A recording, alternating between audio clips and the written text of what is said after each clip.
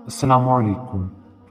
اتنا آسان نہیں اللہ پاک کی عبادت کرنا، دل سے غرور جائے گا تبھی تو نور آئے گا۔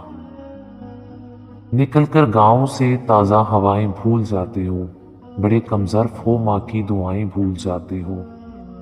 جو اللہ کے ذکر سے منہ موڑ لیتا ہے، اللہ اس کی زندگی سے سکون چھین لیتا ہے۔ بھروسہ کرنے میں بہت احتیاط کیجیے، کیونکہ شیطان بھی پہلے فرشتوں کے ساتھ ہوا کرتا تھا۔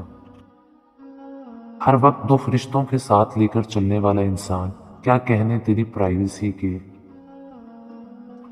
حالات کیسے بھی ہوں، شکر ہمیشہ شکوے سے بہتر ہوتا ہے۔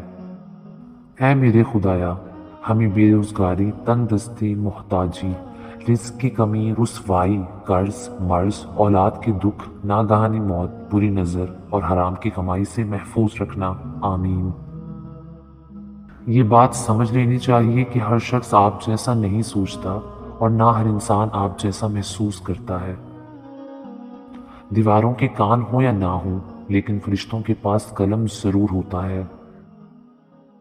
ہم ایسے مسلمان ہیں جو نہ بیٹی کا نکاح خود پڑھا سکتے ہیں، نہ باپ کا جنازہ، مگر صبح شام گالیاں علماء کو دیتے ہیں۔ ان چیزیں واپس کبھی نہیں آتی، بھولے گئے الفاظ، گزرا ہوا وقت اور ٹوٹا ہوا بھروسہ۔ سکون کی تلاش انسان کو تنہا پسند بنا دیتی ہے۔ اللہ کو وہ انسان بہت پسند ہے جو اپنی جوانی عبادت میں گزار دے۔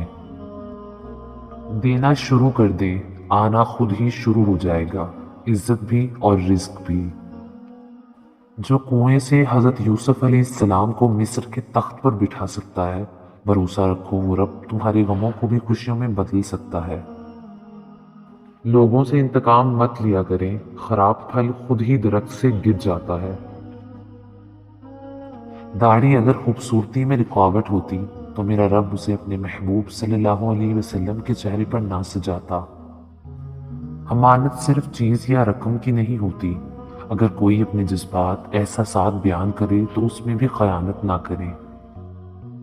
ایک گزارش ہے، کسی کو فون کرنے سے پہلے نماز کا ٹائم چیک کر لیا کریں۔ امیدیں انسانوں سے لگا کر شکوہ اللہ سے کرتے ہو، تم بھی کمال کرتے ہو۔ مسلمان اپنی اداسی میوزک سے نہیں، تلاوت قرآن پاک اور ذکر سے دور کرتے ہیں۔ رشک آتا ہے ان پرندوں پر جو مدینے میں اڑتے پھرتے ہیں۔ آج سے نیت کر لیں کہ آئندہ میری کوئی بھی نماز قضا نہیں ہوگی۔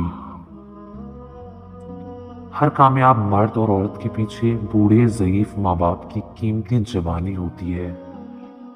یا اللہ ہمارے برے حالات کو اچھے حالات میں بدل دے، آمین ثم آمین۔ عورت اگر ماں ہے تو احترام کیجیے، اگر بیوی ہے تو عزت دیجیے، اگر بہن ہے تو شفقت کیجیے، اور اگر بیٹی ہے تو فخر کیجیے۔